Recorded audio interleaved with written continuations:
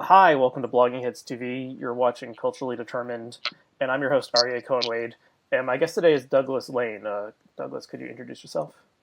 Yes, I'm the publisher of Zero Books, or the publishing manager of Zero Books, which is a left-wing or socialist imprint out of the UK. I'm also a novelist with a few books, one of them being Billy Moon, and a freelance writer. Thanks so much for coming on today. The main part of our discussion is going to be about a book that you published a couple months ago called Kill All Normies. I'm holding up to the camera right now. Angela Nagle is the author. And the subtitle is Online Culture Wars from 4chan and Tumblr to Trump and the Alt-Right. So this is a book that's occasioned a lot of comment online, and one of the things I thought was interesting about it just from the get-go is that usually it takes a really long time for a book to come out, and so they don't comment on things that are happening like right now. But this book is very current and is grappling with things that happened last year and led to Trump's election, and is primarily about the alt-right. And the alt-right is in the news a lot these days because of the tragic murder of a woman in Charlottesville, Virginia.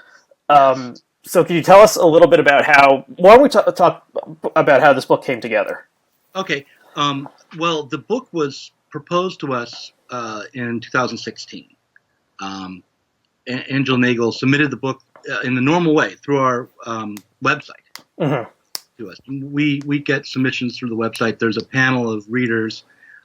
We all get proposals or the full books submitted, and then we decide whether we want to offer a contract to the book.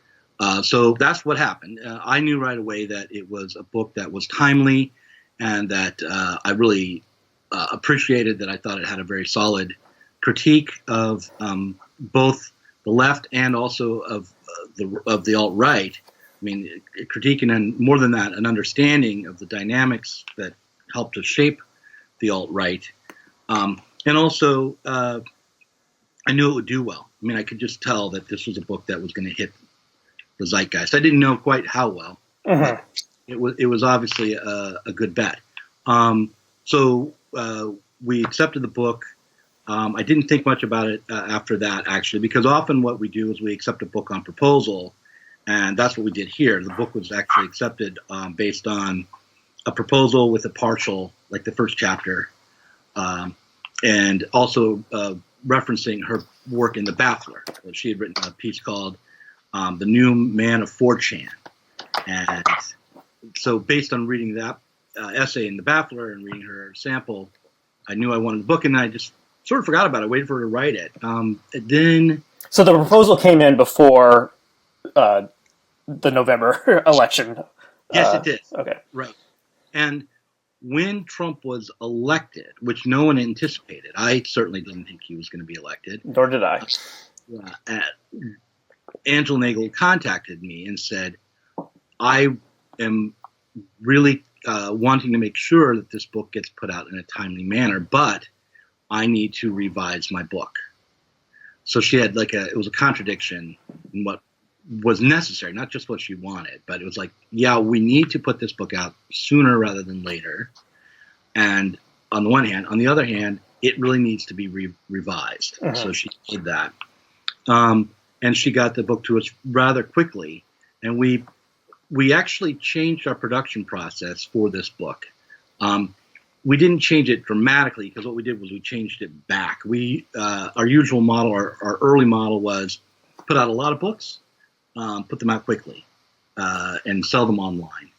We are in bookstores, and more. We have a good presence in the UK in bookstores, but to a large degree, the idea is to sell them through online outlets. So that was the model. But then, right before Nagle's book came out, we said, you know what, we're going to invest in sales reps. We're going to try to get more pre-publicity going. We're going to take longer to get books out.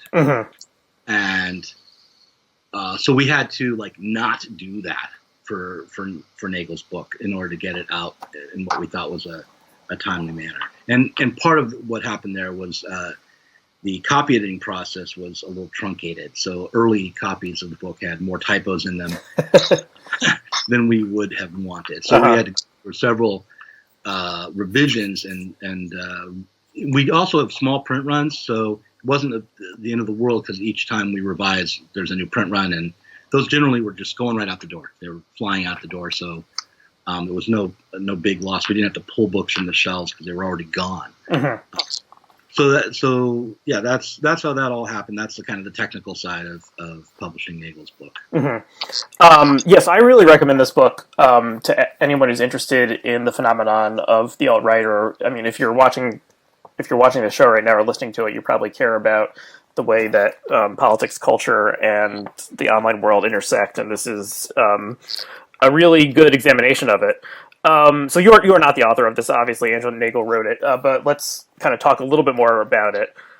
So it opens up. It starts with a funny comparison between hope which is Barack Obama's slogan in 2007, 2008, and Harambe, if I'm saying that name correctly, right? Who is the gorilla tragically killed at the zoo in Cincinnati, I think, and which became a bizarro meme online, and uses this as a metaphor for kind of like where the online world has gone in the past couple years. Right, in the last 8 years, I guess, right? Yeah. And she mentioned a number of other phenomena that are sort of it's sort of striking to read her book because, especially when you're middle aged like I am, I'm in my mid 40s, and these events, even the election of Barack Obama, does not seem like history to me yet. It's still something, that I know he's gone from office and he was in office for 8 years, but so when you read her book, you're reading about events that really seem current and now, but you're reading about them as history.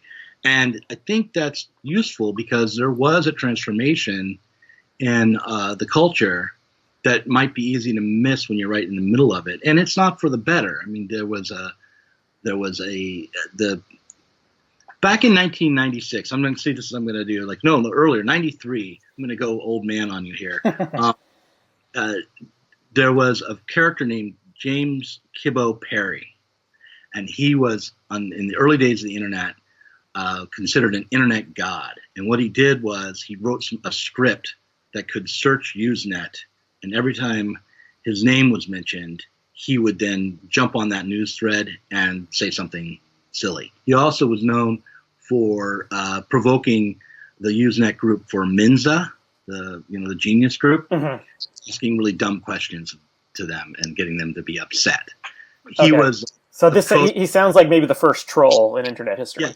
He talked about how he was a troll. He was a troll, but he was a very benign troll, very nice guy, really. I mean, who was his targets were, stuffed shirts and Mensa. I mean, not exactly, the worst guy in the world by any means, and he had a real sense of humor, but. Trolling, that kind of behavior has been around on the internet forever, but it has become more and more dominant. And I think it has sort of two sides over the last 8 years, certainly. And so she kind of outlines the process of how that evolved in her book. One of the big ideas in this book that struck me was that the politics of transgression used to exist on the left, and now it exists on the right. And she uses a figure of she charts going from Pat Buchanan to Milo Yiannopoulos. Their kind of ostensible politics are kind of not that different, but Pat Buchanan is the social conservative, buttoned up, very proper kind of guy, and Milo Yiannopoulos is the kind of gonzo, offend everyone. He's gay. He has dyed blonde hair, and he says, and he curses in public a lot. Can you talk a little bit about how you see the current alt-right as moving from this space of transgression and being kind of like on the cultural frontier? Yeah, well, this is a question where I have my interpretation of Nagel's position, and also it's sort of really colored by my own kind of unique interpretation. And it's a good question though, and one which I kind of wish she was here to address the question of transgression in general, because she's gotten some criticism from academics, or from one particular academic whose name escapes me at the moment, but around this issue of transgression. She's very critical of the transgression itself, and especially cultural transgression, as a political tool. She thinks that, I don't know, I'm going to say what I think instead. I think that the reason she's so critical of transgression is because the move from the realm of economics and politics to the realm of culture was a retreat. Not that the rights of people who are considered to be transgressive aren't important sites for struggle. Not that, say, the gay liberation movement wasn't a radical progressive movement that we should be proud of, that's part of our history, but that remaining on the level of rights and on expanding the realm of the acceptable in the cultural realm has severe limits. And what I would like to see happen is for radical projects to take on transforming the base of our society. And kind of a Marxist here, I'm a wannabe Marxist is what I always say.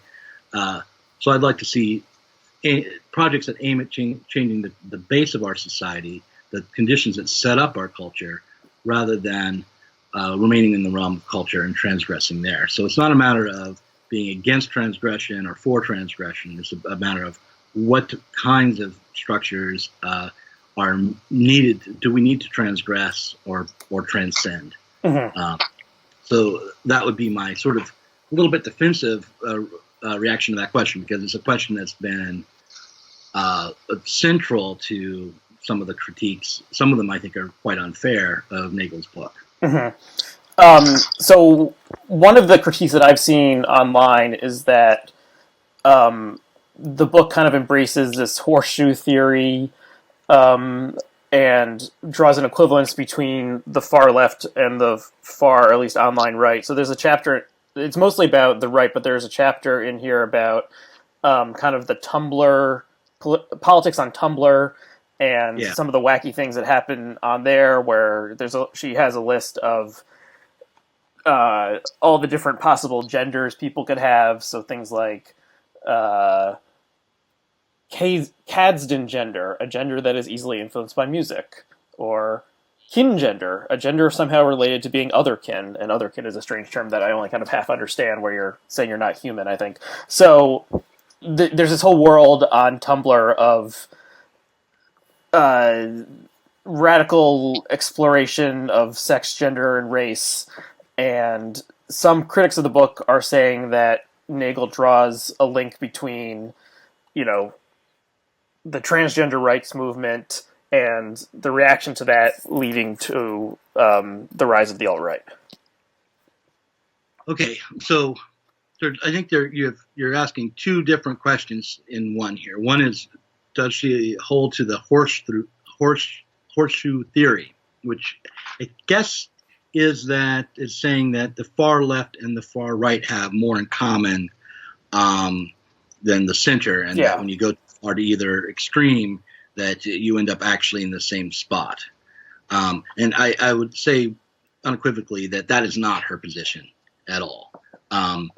So, and there are lots of critiques of horseshoe theory. I don't need to go into them. But then the second question is this one about, is she saying that, for instance, transgendered people on Tumblr caused or are responsible for the alt-right reaction and the transphobia that we see online?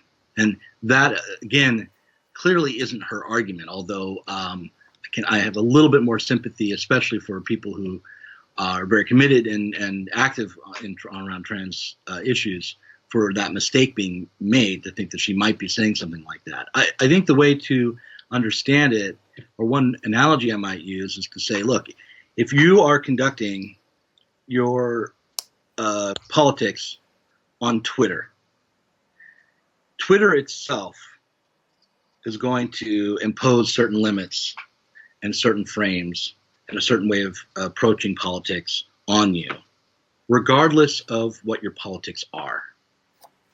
So if you are on the far right or you're on the far left and you're on Twitter, the things that are of Twitter are going to be the same between the two sides, right?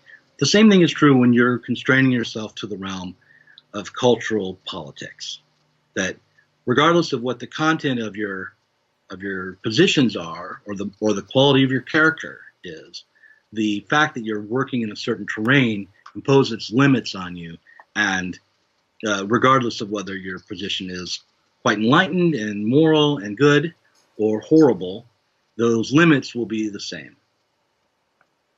Okay. So that's the answer to that.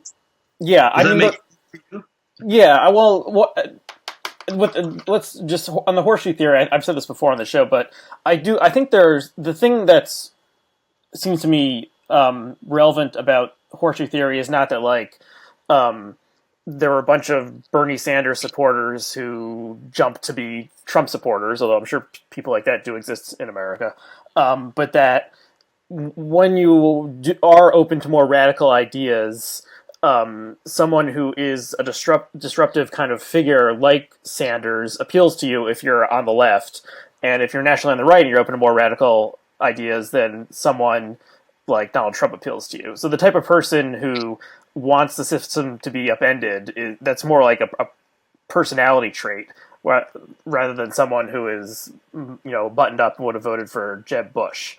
But it's flavored by, your politics, but the radicalism is more like a character trait than. Okay. I don't think it is a character trait. Okay. I do think it is that there are certain people who, for a variety of reasons, have arrived at a more radical position, and that, first of all, the key to being radical is being right. I mean, correct. In other words, a radical critique is one which gets to the root of a problem. Mm-hmm. It's not simply a matter of being extreme or being willing to rock the boat, but it's a matter of going to the root. And so being willing to rock the boat is maybe often a necessary component of being a radical, because you're willing to get to the foundation of a problem. I don't think that there's anything radical about anyone on the far right. I don't think they get to the root of any real problems in society. I wouldn't say they're radical, but they are willing to rock the boat. And I think that has to do with the feeling of precariousness, not necessarily real economic precariousness, but their feeling of being in a precarious position and feeling under siege, and being alienated, thoroughly alienated from the mainstream of liberal society. Mm-hmm. And if there's something that the right and the left do share, is that stance of alienation, of being not fitting in, not having a vision which can be in accord with the mainstream of liberal society. But that's not a very deep connection. That's just saying that they suffer, and from one way of putting it, they suffer from the same sickness mm-hmm. of not fitting in to the liberal modernity. But that's it. That's as far as it goes. It doesn't mean that they have the same moral character. It doesn't mean that they're going to do the same things. It doesn't mean that both are equal or similar threats to, say, civil society. None of those things hold, from my perspective. Mm-hmm. Well, I did a tweet a couple months ago that I caught some shit for, but I still think is at least kind of funny. And it was angry white guy who didn't go to college equals frog emoji. Angry white guy who went to college equals rose emoji. Like I do think there is something there, that it's like based on your education, where you grew up, your kind of different values, leads you in these different ways. And we're seeing a lot of people on both sides, and a lot of them are just angry white guys, as we saw at the rally in Charlottesville, who are, I mean, if you don't want to call these people radical, I guess you could call them, reactionaries. Yeah. But they are questioning the core beliefs of, American civil society in a extreme way. If Yeah. you call, maybe radical has a purely good valence from Well, your if you say perspective. going to the root of a problem is radical, Mm-hmm. if that's what you mean, then it does have a good connotation. Although that doesn't necessarily mean it's not always like a radical solution that's going to work. So I mean, you do take a risk when you're a radical because you're pulling up the root, you're pulling at the foundation, and if you don't have a good politics or a good vision of what to do after you pull up the root, you've destroyed the plant. So I mean, there's a real risk in being a radical. But yeah, okay. So I would say that fascist reactionaries offer a phony emancipatory project to people who are alienated. Mm-hmm. And like anti-Semitism is a great example. And I'm getting this not from Kill All Normies precisely, but from a guy named Moishe Postone, who was a Marxist philosopher out of Chicago. And he says that that anti-Semitism is a unique form of racism because it doesn't posit the other as inferior, Right. but actually it posits the other as the source and power that shapes the world. The figure of the Jew is the reason why, say, for instance, there's so much inequality in society. They'll say, they'll focus on this Federal Reserve and say, well, the figure of the Jew is, manipulating our currency, and therefore we're not living in this whole equal or at least balanced and harmonious world that we naturally, as fill in the blank your racial category, would live in. So there's this a false project. It's the socialism of fools. Right. And but does that mean that if you went to college you're going to get beyond it? I don't think so. I think, in fact, I'm a middle-aged guy, so my oldest son is in college, and he knows a number of people who kind of vacillate back and forth between calling themselves socialist and hanging out on 4chan and following Jordan Peterson, who's a fairly reactionary union, anti-social justice warrior, YouTube celebrity. So I think that the trick is to not only kind of be schooled in these different theories and to think, but also to feel as though you have a community of support, and that you are, you're wanted as part of an emancipatory project. That there's a place for you. I don't think that this is the most important thing, and I don't even think that these young men who are ending up, putting Pepes up on the internet are actually the most significant thing. But if you're worried about them, one thing I would do is think about how can you get them to be in a place where they can think and include people who might not be that enlightened at the beginning in your political projects. Mm-hmm. And there's a chapter in here on the manosphere, kind of men's rights activism, pickup artists, and this whole world. And a lot of people have moved from this world, which is kind of apolitical, or not ostensibly on the right, towards far right. Being a far right reactionary, and being this whole like men's rights movement is saying like men are the real victims here, and Right. making like a community around male identity. So it's a weird. It seems to me kind of like a weird mirror of online feminist spaces. And do you have anything to say about the manosphere? I think that section of her book is well worth reading and thinking about. Um, as as you're talking to me and talking to me about parts of the book, it's beginning to dawn on me again why this is such a controversial book. Because obviously, Nagel is in no way sympathetic to the manosphere, right? But what she wants to, or the pickup artist stuff, or what developed out of it, which is really a hyper-masculinist and eventually kind of fascist movement. But what she wants to do is step back and say, okay, what are the preconditions for this to happen, and to what extent are legitimate grievances involved in this at all? And I think there are legitimate grievances, but they aren't really gendered ultimately. Like there is a problem in society, especially for young men and for young women, about finding economic security in the future. I mean, and dealing with student loans, and also being in a culture which is more alienated than it has ever been, probably, just in terms of how we interact on a daily level, because we're mediated.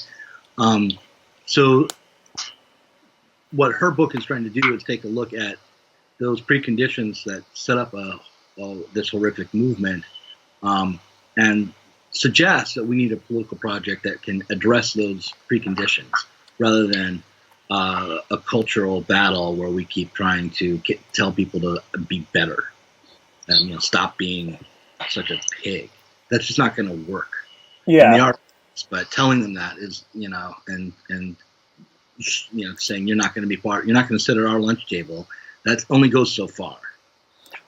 Yeah, and something that I've been thinking about, and the book plays into this, is people online often don't seem like, or they either don't understand, they purposefully misunderstand that, to analyze someone is not to excuse their behavior, and to present some kind of rationalization for people's behavior is not to say it's a positive thing. So yeah, she's not making excuses for the people she's talking about, but she is trying to explain how they came to be in the position that they are. And yeah, in 2002, I was part of the anti-war movement early on. I was one of the people who was out there protesting the invasion and bombing of Afghanistan. Mm-hmm. So I've taken unpopular positions before, and that was one moment where if you said, look, we have to understand the conditions that set up terrorism and address them, rather than trying to simply wipe out all the terrorists that exist now, because this is a losing strategy. This will not work. When you said that, people said, and I got, shouted down frequently. I remember going into a little hipster coffee shop in Portland and trying to hand out pamphlets, and a guy who looked just like me, should have been a comrade, and he was a hipster anyway, stood up and told me I was un-American and I should get out, just get out of the cafe. And it was because he thought I was, chumming it up with Osama bin Laden, by saying we didn't need to go and bomb Afghanistan and invade in order to stop terrorism. We needed to go to the root causes. So I think there's a very similar kind of reaction on the left now to anybody who comes along and says, look, in order to understand this white nationalist movement, we need to understand the preconditions for it and address those. You're weak and useful idiot or something if you say that. Yeah, and there's Michael Brennan Doherty wrote a piece about this about a year or two ago, about how there's we have a lot of neo-Puritans who have popped up in recent years, and a lot of them are on the left, and it's once someone is labeled a villain, it's like they have been infected by sin, and are permanently labeled a bad person. So these guys who marched in Charlottesville with the tiki torches and who are now getting kind of outed. There's actually one who lives in a small town not too far from me, and the local paper did a story about him because someone went around leafleting his neighbors saying, do you know you live near a neo-Nazi? So I don't have sympathy for these losers who are marching with tiki torches, but they are kind of being treated as like lepers, and we want to like excise them from the body politic entirely. When you know, it's easier to stick the scarlet letter on them and say like they are the sinners, they are the evil ones. You know, get out of here forever, rather than trying to look at like why people believe this or how they came to be this way. Yeah, my position on this is kind of the same one I would have towards potential radical Islamic terrorists, which is that you cannot arrest people for their beliefs. Now, of course, no one's arresting them, but I don't have any sympathy for people who are losing their jobs after, playing Nazi in Charlottesville. But I don't think it's a great tactic for the left to take on. But yeah, so I'm with you there. It's tough for me though, because they are scumbags. Yeah. But yeah, my position would be like if I were going to try to be level-headed and have a good tactic, it would be if you have evidence that these people were engaged in violent activity, report them to the police. Don't just report them to their bosses. Mm-hmm.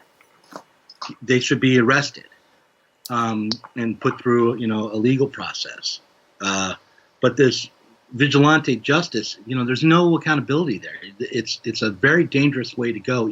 Sometimes it'll be perfectly just and right to do that kind of thing. Sometimes you're wrong. I mean, there was a guy who got called out for being part of this Charlottesville Nazi rally, who just happened to have a beard and work in a place that was similar to the place that was on the T-shirt of one of these Nazi guys. And so you can be wrong. You can ruin a completely innocent person's life. And like we have a legal system that doesn't work great or very well at all, but at least it's something to try to mitigate that possibility. Yeah, there's an account on Twitter that was set up. I think it was like "Yes, You're Racist" or something. That was explicitly trying to like crowdsource, like finding who these guys were and then hunting them down electronically and finding their Facebook pages, and so that they can be publicly shamed. And I do think that is dangerous. And while we should socially shun people who express abhorrent opinions, like the vigilantism that the internet enables is troubling for sure. Yeah. But if you have evidence that they've committed, violent acts, you should turn them into the police. And if the internet can track down who someone is, who they have evidence that they've committed violence, I don't know. I don't think it's really tricky, but I think that that's maybe not that bad, done kind of below the surface, where you're not ruining an innocent person's life, but. Like citizens arrest kind of thing. But I don't know. It's tricky, and we need to be able to talk about it without being called, Nazi sympathizers if you're at all critical. Yeah. The groupthink on the left is on constant display on Twitter, and is people shock right now. I mean, it's something I need to remind myself. Like groupthink and kind of reactive politics happens when you feel threatened, and we saw it after 9/11, and on the left we're seeing it now. Mm-hmm. Yeah. Okay. Do you have anything else to say about Kill All Normies before we talk a little bit about Zero Books more generally? Well, I'm glad to field more questions, but what I will say about Zero Books is, despite the backlash against it, I think that it is something I'm probably one of the books I'm most proud of publishing. And that we fully support Angela Nagel at Zero. We're really not only proud but feel lucky to have had the opportunity to publish her book. And my expectation is she won't be publishing with Zero again, because the next time around she'll be publishing with not a small imprint out of the UK, but with the major New York publisher. She's a real insightful cultural and political critic, and I really hope that she has the best of luck and a great career ahead of her. Mm-hmm. So originally, not to call out Angela, but originally she was going to come on to discuss this book, and some of the reaction that she got online from the alt-right crazy people made it so that she was hesitant to show her face on camera. So that's understandable and sad. But how? What? Like, have you gotten death threats? Death threats? Like, what has the reaction been on your end from publishing something that is highly critical of the alt-right? I haven't gotten the kind of reaction she has. It's her name on the book, and she's gotten attacked from the. It's funny. It started with the attacks from the alt-right, and they were vicious and vile. But nowadays, most of the attacks come from the quasi-left on Twitter, and they're completely different in character. I mean, they're not death threats coming from the. It's not the same. It's more moral shaming. It's not we're gonna cut you or whatever. I have had people tell me that they want to give me helicopter rides, but I don't know that's such a cliche. It's like a meme, so I'm not even sure that counts as an actual death threat. Yeah. But no, I haven't received any real death threats from the alt-right myself. I'll just, as long as we're talking about death threats from the alt-right, I just found this out today. So have you, did you see the short documentary that Vice put out from Charlottesville, that Ellie Reeve was the journalist? No, but the person who was featured in that was part of the ANCAP versus anarchist or anarchist communist debate group on Facebook, which my son, who's in university, is a part of. And so, like, I don't remember his name, but when this Vice documentary came out, my son said, "Oh, I know that guy. I debated him on the ANCAP versus anarchist debate group." And yeah, he was always horrible, and he eventually got kicked out. But they left him around for way longer than they should have because he was funny, I guess. But yeah, I don't know much about him. But he see the guy who was crying? Yeah, yeah.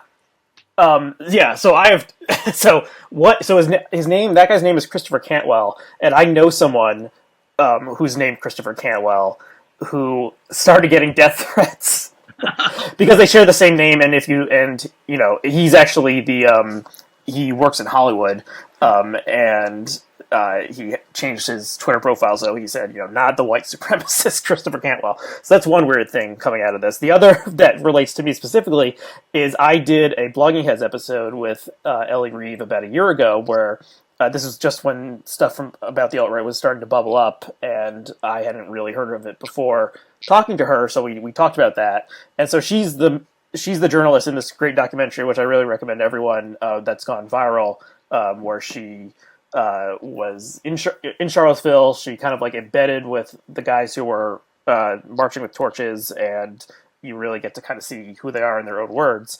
And so someone found this year-old episode that I recorded with her and put it on 4chan. And Blogging has recently transferred a lot of its archive to YouTube. So the YouTube comments that just started coming in with the past 48 hours, a lot of it were targeted towards me, saying like, "Get ready for the ovens," all Jews should die.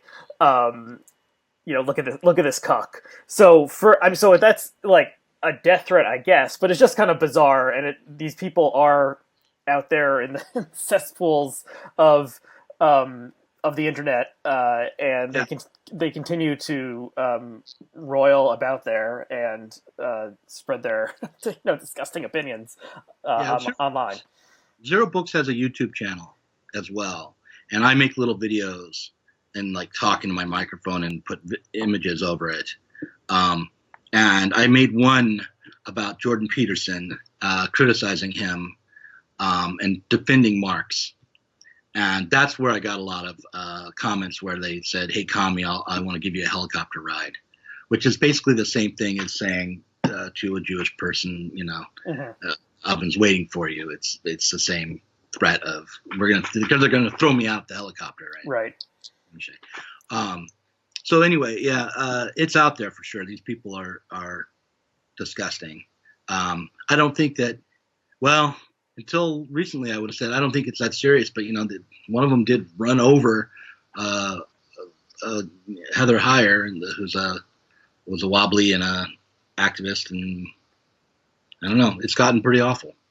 Yeah, the line between the online world and the real world is getting blurrier and blurrier. That's kind of what one of the things the book is about. And yeah, some of these people are truly murderous, as we saw in Charlottesville. Yeah, we need to be thoughtful of about our own tactics, and we need to play this like it's really happening, rather than like it's for our own narcissistic online enjoyment. We need to realize that, yeah, this isn't only about entertaining my friends who are watching me on Twitter, but it's also actually something that's happening. And for one thing, just to be safe, just for your own security, you need to, if you're engaging with someone who you think is a psychopath, mute them and maybe change your passwords or, that kind of thing. Get away from some of these people. They're dangerous. So how do you see Zero Books moving forward as a socialist outlet in the world of Donald J. Trump? Yeah. Well, the temptation is to publish books, a lot of books, or at least a few books that are just bashing Trump. If you go after Trump and you go after the current incarnation of the sick system, it's a good way to sell books. I tend to want to continue on a path that we were already on, which was I was very interested in trying to connect Marx's labor theory of value to our current situation. Because for me, what brought me to the far left was the economic crisis of 2007 and 2008. And recognizing I didn't really understand. I mean, I was sort of a liberal radical before then. So, I loved Noam Chomsky, and, I read Guy Debord, and I'd even picked up Anarchy magazine here and there. And I was a novelist, and I was radical and all. But I didn't have a really substantial critique of society, and I still probably don't, but I am working on it. And so that's one thing that I'd like to see happen at the imprint, is that we continue to work on connecting Marx's actual ideas to our current politics. But that's just one thing that's going to happen, because a lot of what dictates how Zero Books goes are the submissions that we get, and also what's on the minds of other readers at the imprint. And so we have a variety, we have 4 different readers. Joanna Dimmers, who's written a few books for us, is a reader now, and she's a musicologist. So I expect that we will continue to develop music theory coming out of Zero Books. Ashley Frawley is interested in, she's a sociologist, and she's written a book called The Semiotics of Happiness. So she's interested in critiquing the ways political movements are constrained, and ideas come up that seem progressive and that are not, like, for instance, Politics Based on Happiness was her first book, which is a very limiting kind of political category. So yeah, we'll go in a variety of directions, but one thing I do hope to do is to continue to address the foundational problems rather than get too distracted by appearances. But if it's the case that I just don't think it is the case, but if it were the case that, let's say, Trump actually is a conscious fascist, and he manages to consolidate power, and the street movements that we see in these 250 militias turned into a real threat of some sort of neo-fascism in America, that would push Zero Books to the right. It would push us towards aligning with people who are just trying to hold on to the liberal bourgeois democratic order. So, that's at least what it would do to me.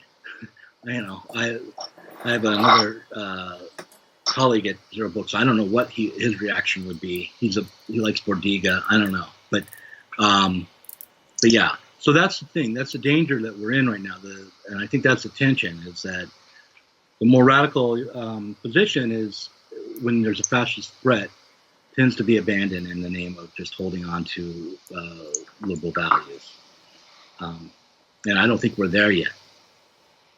Yeah, I do, as someone who's more on the liberal side as opposed to the left side, I do think that liberal and left should be working together to oppose Trump. But I do think Yeah. the threat of fascism that a lot of people feared when he was elected and inaugurated has declined, as we've seen that he's really just like at his core incompetent.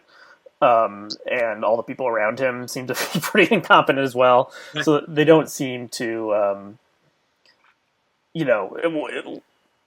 the danger of the street violence continues, but any sort of like governmental action in a fascist direction, it seems less likely to me than it would have 6 months ago.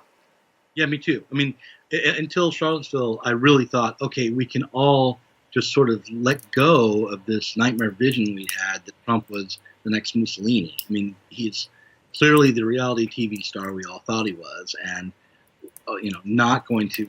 He'll be lucky to get any major accomplishments through at all, let alone topple a whole system of government. I mean, he just doesn't have he's just not politically competent. He's got a lot of competence when it comes to PR and rhetoric and shifting the frame around and surviving crazily. But I think that's really more about the weaknesses of his opponents than it is about him. But yeah, I'm with you. I don't think Trump represents an actual fascist threat within the U.S. government. Less so now. Bannon's gone too. So I think he's just going to be a blustering fool for the next few years. Yeah. I actually think he's gonna resign within the next year or so. Do you? Yeah, my bet. I've been wrong about Trump before, as most of us have, but I would lay my marker down on him actually resigning before the midterm elections, because he doesn't want to be blamed for a loss, and all he cares about is winning. And if things continue in the current path, it's going to be a massive blowout for the Democrats, and he's also not having any fun. Oh, well, that's the big thing. He's not having fun. He liked campaigning.